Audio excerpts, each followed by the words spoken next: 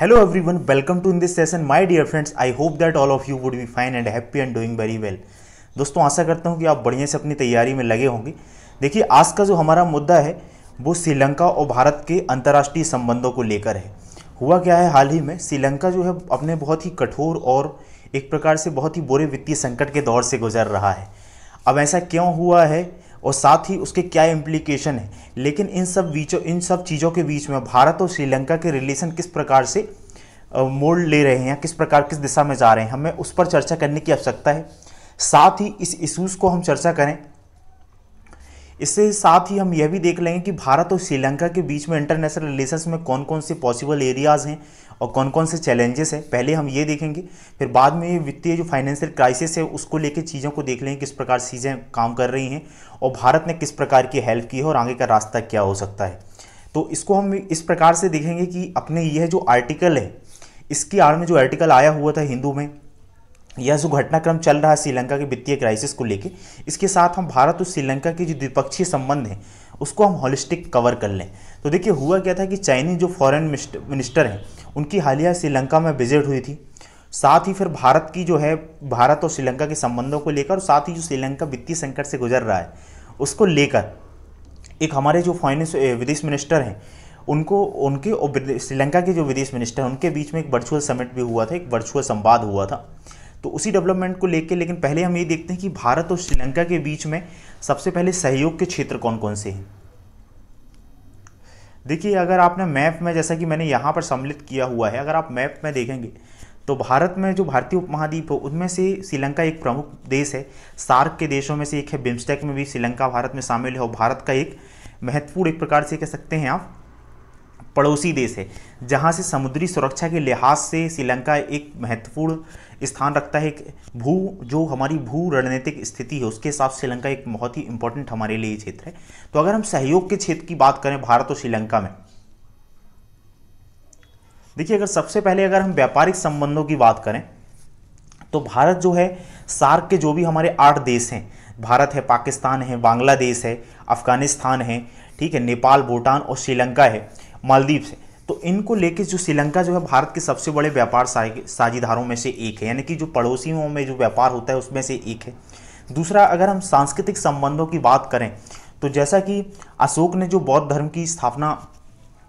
धर्म के अशोक के जो पुत्री थे उनने श्रीलंका में बौद्ध धर्म को बहुत ही प्रसार किया था।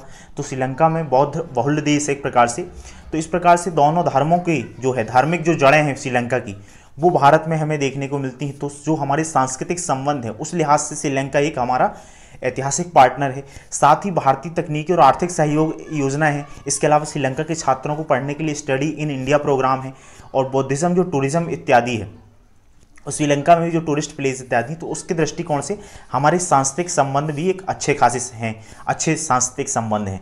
तीसरा अगर सहयोग की हम बात करें तो विकास परियोजनाएं हैं। देखिए श्रीलंका में बहुत सारी विकास परियोजनाएं हैं, जैसे कि भारत द्वारा संचालित एक आवास परियोजना है, ये एक बहुत ही महत्वपूर्ण योजना है। इसके अलावा सैन्य अभ्यास, मित्र शक्ति वगैरह। क्या होता है देखिए सीमा सुरक्षा, एक और जो हम अगर क्षेत्र करें सैन्य अभ्यास के साथ, कि सीमा सुरक्षा और हिंद महासागर क्षेत्र में सहयोग क्या है। भारत में जो 26/11 का हमला हुआ था तो वहाँ पर जो आतंकी आए थे वो समुद्री रास्ते से होकर आए थे। तो इस दृष्टिकोण से श्रीलंका के साथ हमारा जो कोऑपरेशन है वो इम्पॉर्टेंट हो जाता है, क्योंकि समुद्री सुरक्षा के लिहाज के दृष्टिकोण से। उसके अलावा फिर राजनीतिक संबंध है, जैसा कि मैंने आपको शुरुआत में ही बताया कि सार्क जो 8 देशों का समूह है, बिम्स्टेक जो 7 देशों का समूह है, उनमें से जो है एक प्रमुख श्रीलंका साझेदार है। साथ ही जब राजनीतिक संबंधों में जैसे भारत को अंतर्राष्ट्रीय सिक्योरिटी काउंसिल में परमानेंट सीट वगैरह की बात हो या विभिन्न मोर्चे में वोट की बात हो, तो श्रीलंका जो है भारत का सहयोग करता है। तो इस प्रकार से एक महत्वपूर्ण राजनीतिक संबंध के भी हमारे यहाँ पर संभावना है और हम राजनीतिक क्षेत्र में श्रीलंका के साथ सहयोग कर रहे हैं। इसके साथ ही देखिए सहयोग के क्षेत्र जो है तमिल मूल के जो श्रीलंकाई नागरिक हैं उनके अधिकारों को लेकर ये सहयोग के क्षेत्र में भी, विवाद के क्षेत्र में भी हम बाद में देखेंगे लेट्टे वगैरह का। तो वहाँ पर भी जो है तमिल मूल के बहुत सारे श्रीलंका में लोग हैं। तो कहीं ना कहीं एक भारत के जो दक्षिण के राज्य है, तमिलनाडु है जैसे, और श्रीलंका के जो उत्तरी क्षेत्र हैं, पूर्वी क्षेत्र हैं, तो वहाँ पर जो तमिल मूल के लोगों में अब पीपल टू पीपल अच्छा खासा रिलेशंस भी देखने मिलता है। तो ये सहयोग के क्षेत्र हैं। साथ ही अगर हम चुनौतियों की बात करें संक्षिप्त में, देखिए तो श्रीलंका द्वारा क्या है, समय समय पर जो है चाइनीज़ कार्ड खेला जाता है, ना केवल श्रीलंका के द्वारा बल्कि नेपाल के द्वारा भी। जैसे कि भारत से कोई फंड वगैरह चाहिए या भारत कोई फंड दे रहा है श्रीलंका को, तो भी चाइना की भी बात करेंगे या चाइना की समर्थन की बात करेंगे, तो भारत से इस प्रकार से वो एक प्रकार से क्या कहना चाहिए कि भारत से एक प्रकार से वो एक प्रकार के दबाव बनाने का प्रयास करते हैं, यानी कि चाइनीज़ कार्ड को प्ले करते हैं। उसके बाद क्या है, दोनों देशों के बीच में ट्रस्ट की कमी देखने को मिलती है। देखिए जो संविधान, श्रीलंका के संविधान में 13वां संशोधन था, फिर व्यापक आर्थिक भागीदारी समझौता CEPA है, उसके अलावा उस पर हस्ताक्षर न करना, और जो करेंसी स्वैप एग्रीमेंट होता है दो देशों के बीच में। देखिए जैसे भारत है और श्रीलंका है, अब इन देशों के बीच में क्या होता है कि श्रीलंका की जैसे अभी आर्थिक संकट चल रहा है, तो हमने जैसे मान के चलिए आप $2 बिलियन का करेंसी स्वैप एग्रीमेंट किया हुआ है, तो श्रीलंका जो है अपने जो श्रीलंकन रुपीज़ में है, वो श्रीलंकन जो करेंसी में पैसे हैं वो भारत को दे देगा और भारत से डॉलर ले लेगा। इस प्रकार से वह निपट सकता है, जब उसकी स्थिति बेहतर हो जाए तो वह डॉलर हमें वापस कर देगा और अपनी करेंसी ले सकता है। तो ये करेंसी स्वैप एग्रीमेंट होता है। भारत ने भी जापान के साथ इस प्रकार से एक अच्छा करेंसी स्वैप एग्रीमेंट किया हुआ है। तो श्रीलंका ने क्या है 2021 में इसको करने से इनकार कर दिया था। तो ये जो मुद्दे हैं ये क्या है, दोनों देशों के बीच में आपसी ट्रस्ट की कमी है। कहीं ना कहीं क्या था कि जो पिछली श्रीलंका की सरकार थी या पिछले अभी 1-2 साल पहले तक, तो वो चाइना के साथ काफ़ी टिल्थ हुए दिखाई मिलते हैं हमें। बहुत सारे ऐसे मुद्दे में हैं जहाँ भारत की जगह उनने श्रीलंकाओं के हाथों में परियोजनाएँ वगैरह दे दी हैं। फिर देखिए मछुआरों का एक बड़ा मुद्दा है। श्रीलंका के जो ऊपरी जो द्वीप हैं जैसे तलाई मन्नार है, कच्चा तेबू क्षेत्र वगैरह, वहाँ पर मछलियाँ पकड़ने को लेके जो भारतीय कई बार वहाँ पर पहुँच जाते हैं और श्रीलंका के जो कोस्ट गार्ड वगैरह है वो गोलियाँ चला देती हैं, और ये बहुत ही सेंसिटिव मुद्दा है। अब ऐसा होता है कि भारत के जो मछुआरे जाते हैं वो ट्रॉलर वगैरह का यूज़ करते हैं, और श्रीलंका के लोगों का ये कहना होता है तो कि यहाँ पर जब वो ट्रॉलर का यूज़ करते हैं तो फिर उनको मछलियाँ उपलब्ध नहीं हो पाती हैं, वो काफ़ी गहराई में जाके मछलियाँ पकड़ लेते हैं। तो उसके कारण भारत और श्रीलंका के बीच में एक बहुत ही सेंसिटिव मुद्दा है। फिर अगर देखिए कुछ परियोजनाएं हैं जैसे कि श्रीलंका भारत द्वारा जो श्रीलंका में चलाई जानी थी, तो उन पर भी बाधाएं उत्पन्न हुई हैं। जैसे कि अगर हम बात करें कि जाफना हाइब्रिड ऊर्जा परियोजना है, संपूर्ण बिजली संयंत्र को रद्द करना, इसी प्रकार से पूर्वी कंटेनर परियोजना को रद्द करना, फिर हम्बन टोटा वगैरह के बंदरगाह निर्माण की बात थी। तो वहाँ पर जो है भारत को कहीं ना कहीं भारत की जगह चाइना को तरजीह दी गई है श्रीलंका के द्वारा। तो यहाँ पर जो है अंतर्राष्ट्रीय संबंधों में या दोनों देशों के बीच हमारे जो संबंध है वहाँ पर चुनौतीपूर्ण ये क्षेत्र हैं जिस पर काम करने की आवश्यकता है दोनों देशों को मिलकर। फिर अगर हम हालिया क्राइसिस की अगर हम बात करें, देखिए हुआ क्या है कि अगर जो रिसेंट डेवलपमेंट है श्रीलंका में, श्रीलंका का जो फाइनेंशियल क्राइसिस है वो बहुत ही ख़राब स्थिति में पहुंच गया है। अगर हम बात करें कितनी ख़राब स्थिति है, जैसे भारत में 90 के दशक में भारत में फाइनेंशियल क्राइसिस आ गई थी, वित्तीय संकट आ गई थी, उसी प्रकार श्रीलंका में काफ़ी ख़राब स्थिति है। श्रीलंका एक प्रकार से तो एक छोटा देश है। अगर जैसे कि हमारे जो फॉरेन रिजर्व्स होते हैं श्रीलंका के, अगर हम डेटा देखें 2019 में $7.5 बिलियन फॉरेन रिजर्व्स थी, तो जो 2021 में घटकर $1.6 बिलियन रह गए हैं। जबकि 2019 में अनुमानित ऋण जो उनको चुकाना है श्रीलंकाई सरकार को वो $7 बिलियन है। कहीं ना कहीं ये जो चाइनीज़ डेब्ट ट्रैप पॉलिसी है उसका भी एक नतीजा है, उस पर हम कोई विस्तार से चर्चा करेंगे। अभी हमको ये देखने की ज़रूरत है कि स्थितियाँ कैसी हैं और साथ ही भारत और श्रीलंका के संबंधों में उसका क्या फ़र्क पड़ रहा है और भारत किस प्रकार से रिएक्ट कर रहा है या स्टेप्स ले रहा है इस चीज़ों को दूर करने के लिए। तो अगर आप यहाँ पर देखें $7 बिलियन की अभी इतनी ख़राब स्थिति है वहाँ पर कि ईंधन खरीदने के लिए श्रीलंका के पास एक हफ्ते का भी पैसा नहीं है और कठोर वहाँ बिजली संकट उत्पन्न हो गया है। इसी प्रकार से अब क्या है, महंगाई इसकी वजह से बहुत ज़्यादा हो गई है और श्रीलंका की जो गवर्नमेंट है उसकी आलोचना हो रही है। और ऐसी जब स्थिति बहुत ख़राब होती है तो सिविल वार वगैरह होने की संभावना भी बढ़ जाती है अगर स्थिति बहुत ख़राब हो जाती है। और फिर उसके कारण क्या है, आपसी क्षेत्र में अशांति होती है क्योंकि शरणार्थी संकट वगैरह बहुत सारे मुद्दे ऐसे हो जाता है। तो भारत भी कभी नहीं चाहेगा कि श्रीलंका या उसका कोई भी पड़ोसी देश कभी इस प्रकार से फेल हो। इसलिए भारत ने भी, उससे चाइना ने भी, हालांकि चाइना ने तो पहले वहाँ पर एक प्रकार से लूटने का काम किया हुआ है, डेब्ट ट्रैप में फंसाया हुआ है चाइना के जो, उसके बाद फिर ईंधन की कमी और भी जो इस तरीके फैक्ट हैं, ये फैक्ट हमारे लिए बहुत ज़्यादा कुछ काम के नहीं है। अभी हमको आइडिया लग जाए कि संकट है कैसा है। उसके बाद फिर देखिए हालिया जो चीन के विदेश मंत्री की मीटिंग हुई थी, तो चीन के जो विदेश मंत्री हैं वांग यी, उनने क्या स्टेप लिए हैं कि श्रीलंका को उन्होंने बहुत ज़्यादा लोन और ऋण दे के रखा है, लोन दे के रखा है, तो उसकी उन्होंने रिस्ट्रक्चर कर दिया है। अर्थात जैसे कि अगर मुझे बैंक को मुझे 1 लाख रुपए चुकाने हो, मेरे पास पैसे नहीं है, तो बैंक मुझसे कहता है और मुझे 3 महीने की मान के चलिए आप किस्त देनी थी, मान लीजिए 33 हज़ार समथिंग की। तो बैंक मुझसे कह देता है कि एक काम करिए, आपको 3 महीने मैंने देकर आप 10-10 हज़ार रुपये दे दीजिए और ये अगले आप 10 महीने में देते रहिएगा। तो इस प्रकार से पुनर्संरचना, ऋण की पुनर्संरचना कर दी गई है चाइना के द्वारा। और $1.5 बिलियन का करेंसी स्वैप एग्रीमेंट भी किया गया है। अब देखिए चाइना जो पैसा देता है अलग अलग देशों को, तो चाइना की भारत की पॉलिसी क्या होती है कि उस देश में डेवलपमेंट भी उस पैसे की सहायता से वहाँ के लोगों का एम्पावरमेंट हो। लेकिन चाइना क्या करता है कि उसको ज़्यादातर पैसा जो है वो लाइन ऑफ क्रेडिट या वेलफेयर के नज़रिए से ना दे के ऋण के फॉर्मेट में देता है, डेप्ट के फॉर्मेट में, और वहाँ की कंपनियां ही जाके काम करती हैं। तो उस देश को एक प्रकार से डेप्ट ट्रैप में फंसाने का कार्य किया जाता है चाइनीज जो पॉलिसी होती है। और अपने इकोनॉमिक पावर के साथ फिर चाइना जो है वहाँ पर पॉलिटिकल गेन उठाने का काम करता है। लेकिन भारत की जो है इस मामले में इमेज अलग है अफ्रीकी देशों में भी।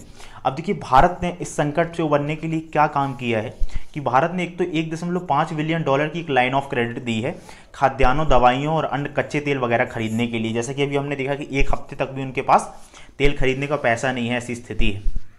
कुछ पावर प्लांट तो ऐसे थे जहाँ अभी ये भी बताया जा रहा था कि अगर मंगलवार बुधवार तक अगर ईंधन नहीं आता है तो देश जो है बिजली संकट से गुजर जाएगा, इस बिजली संकट का सामना करना पड़ेगा, कठोर बिजली संकट का। तो ये लाइन ऑफ क्रेडिट क्या होता है, देखिए जैसे कि अगर मैंने आपको लाइन ऑफ क्रेडिट दे दी है 1 लाख रुपए की, इसका मतलब ये है कि आपको जब लगे तो आप इससे पैसा ले सकते हैं और आप जितना पैसा लेंगे उतने का ही इंटरेस्ट देंगे। अगर मैं आपको सीधे ऋण के तौर पे दे दूं तो आप उसका यूज़ करें या ना करें, आप वो पैसा ले लेंगे और मुझे आपको पूरा ऋण देना पड़ेगा। तो ये लाइन ऑफ क्रेडिट में ये फैसिलिटी होती है कि अगर जितना पैसा दूसरा देश उसको निकालता है या यूज़ करता है तो उसी का इंटरेस्ट उसको देना पड़ता है। फिर हमने क्या की है, $400 मिलियन की करेंसी स्वैप व्यवस्था भी की है। सार्क की जो करेंसी स्वैप व्यवस्था उसके अंतर्गत श्रीलंका को मदद देने के लिए। फिर हम जो ऋण लेने वाले थे श्रीलंका से, हम जो वहाँ पर अपना जो है अदायगी श्रीलंका जो हमें देने वाला था उसकी भी हमने एक प्रकार से रिस्ट्रक्चरिंग कर दी है, यानी तारीखों में बढ़ोतरी कर दी है। फिर एक ट्रिनको ऑयल फॉर्म्स प्रोजेक्ट है, वहाँ पर साथ मिलकर काम करने के लिए सहमति बनी है। इससे क्या होगा कि कहीं ना कहीं वहाँ के लोगों को एम्प्लॉयमेंट मिलेगा, फंड जाएगा और इकोनॉमी में काफ़ी बूस्टअप मिलेगा। तो इस प्रकार से भारत का जो सहयोग होता है वो ये होता है कि असल में उस देश का एम्पावरमेंट हो, वो डेवलपमेंट हो। तो हमने एक यहाँ पर जिम्मेदारी निभाने का काम किया है। साथ ही आप ये जो मदद दी गई है इसको कैसे आप एथिक्स वगैरह में यूज़ कर सकते हैं। देखिए ये कोट है, एक कोटेशन है कि अगर जो हमारे आपसी संबंधों में जैसे रिश्ते होते हैं, ज़रूरी नहीं अंतर्राष्ट्रीय संबंधों में भी हम उसी मानकों को अपनाएं। क्या होता है, अगर आपने किसी दोस्त से हो सकता है लड़ाई कर ली, झगड़ लिया या कुछ भी कर लिया, तो हो सकता है उसने अगर आपके साथ कुछ अच्छा नहीं किया था तो फिर आप उससे संवाद ना करें अगर वो संकट में आता है। लेकिन मानवता के नाते तो हमारी भारतीय परंपरा रही है, हम सब करते ही ऐसा।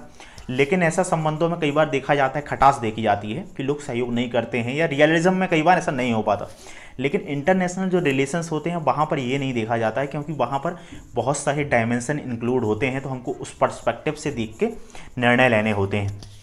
अगर हम आगे की वे फॉरवर्ड की बात करें कि आगे का रास्ता क्या हो सकता है, आगे की राह क्या हो सकती है, तो देखिए क्या है कि रक्षा और भू राजनीतिक क्षेत्र में भारत के हितों को हमको प्राथमिकता देनी चाहिए। अगर हम अंतर्राष्ट्रीय संबंधों में मदद कर रहे हैं, जो भी कर रहे हैं, तो हमारा जो डिफेंस है और जियो स्ट्रेटजी है, जियो स्ट्रेटजिकल पॉइंट है, इस फ्रंट में हमको अपने इंटरेस्ट को प्रोटेक्ट करना चाहिए। और ये हर देश कर रहा है आज के समय में। चीन का मुकाबला करने के लिए हमें आर्थिक संबंधों का लाभ उठाना चाहिए। और अगर हमको सहयोग पड़ती है, जैसे IMF वगैरह से श्रीलंका आने वाले समय में लोन लेता है या अप्रोच करता है, तो हमको श्रीलंका के पक्ष में बात रखने की आवश्यकता है, ताकि हम चीन जो अपना पक्ष मजबूत कर रहा है चाइना में, उसके कटाक्ष में कुछ अपना हाथ मजबूत कर सकें या अपने संबंध मजबूत कर सकें और अपना वजूद थोड़ा सा बढ़ा सकें ज़्यादा वहाँ पर। फिर साथ ही में क्या है, दोनों देशों के बीच में जो पीपल्स टू पीपल्स रिलेशंस हैं, लोगों के बीच में जो टाइज हैं, उनको हमको और बेहतर करने की आवश्यकता है। इसके साथ ही देखिए क्या है कि परस्पर संबंधों को मजबूत करने के लिए ऐसे अन्य जो मुद्दे हैं, जो प्रमुख मुद्दे हैं श्रीलंका और इसके बीच में, क्या है कि ये सहयोग के बाद भी ऐसा नहीं है कि श्रीलंका पूरी तरीके से भारत के साथ टेल्थ हो जाएगा। हालिया अगर आप देखेंगे वहाँ के जो प्रमुख लोग हैं, अर्थशास्त्री वगैरह के ट्वीट वगैरह हैं, वो जो करते रहते हैं, उस हिसाब से देखें तो क्या है, हमको जो प्रमुख की मुद्दे हैं, जैसे कि मछुआरों को सुलझाने का मुद्दा है, और साथ ही जो बौद्धिज्म की हमने शुरुआत में बात की थी, धार्मिक संबंधों को हमको गहराई से बढ़ाने की आवश्यकता है। जैसे यहाँ पर भारत में और नेपाल में हिंदुओं के बीच एक प्रकार से बाउंडिंग बनाई जाती है, तो कभी इशू ऐसा आता है तो यहाँ पर जो पॉलिटिकल संगठन है आरएसएस वगैरह वो उनसे डील करते हैं, वहाँ के जो रिलीजियस लाइन पे लोग, वहाँ पर एक प्रकार से हम रिलीजियस जो लाइन है डिप्लोमेसी उसका हम यूज़ कर पाते हैं। तो हमको उसको बढ़ाने की आवश्यकता है और साथ ही व्यापार और निवेश को बढ़ावा देने की आवश्यकता है। तो साथियों ये था हमारा आज का आर्टिकल। मैं आशा करता हूँ कि इससे आपको डेफिनेटली लाभ मिल रहा होगा। और देखिए सबसे बड़ा लाभ इस सीरीज़ का क्या होगा कि ये इश्यूज़ जो है हम हॉलिस्टिकली कवर कर लेते हैं। हो सकता है कुछ इशू आपके बच भी जाएँ, लेकिन कुछ डायमेंशन हो जाए, लेकिन धीरे धीरे अगर आप देखेंगे तो आपके ऐसे बहुत सारे इशू मेंस के एग्जाम आते तक तैयार हो जाएंगे काफ़ी सारे, और ये माइंड मैप फॉर्मेट में है। तो जैसे मैंने भी मेंस दिया हुआ है और मेंस के टाइम पे आपको एहसास होता है असल में कि अगर हमारे पास चीज़ें बहुत ही कॉन्क्रीट हों और ब्रीफ में हों तभी हम बहुत अच्छा रिवाइज कर सकते हैं और बहुत अच्छा एग्ज़ाम में वहाँ पर जाकर रेफ्लिकेट कर सकते हैं, परफॉर्मेंस ला सकते हैं। तो थैंक यू दोस्तों, थैंक यू सो मच।